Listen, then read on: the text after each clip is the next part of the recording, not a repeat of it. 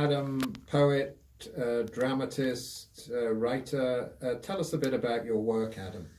Yeah, I work in poetry and playwriting mostly, and I write essays as well. So I've written two books of poetry, one called Silent Music and The Art of Dying.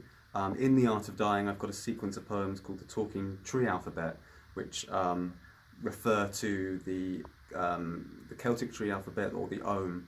And I've also written a book called The Hidden World of Poetry, Unraveling Celtic Mythology and Contemporary Irish Poetry, and that looks at 16 different poems by leading contemporary Irish poets, Seamus Heaney, Paul Muldoon, Ivan Boland, Nuala Nagonal, Mary O'Malley, Elaine Cullihan, and others.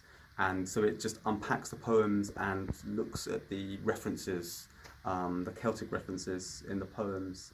And yeah, so my own playwriting work explores mythical ideas, but in a very, it wouldn't be in an obvious way. It would be very much sort of beneath. I mean, because as Joseph Campbell said, that myth is metaphor basically, and that's so with poetry is metaphor. So it's all those elements kind of come through the plays.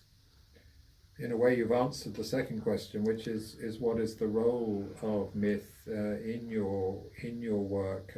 Because you've obviously the book you've written and the play, but what is the significance of myth in your work?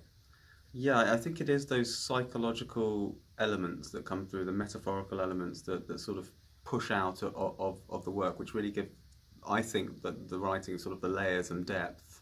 And I'm really interested in the subconscious and the stream of consciousness, exploring those elements. And so the myth suggests itself to me rather than sort of going to look for the myth.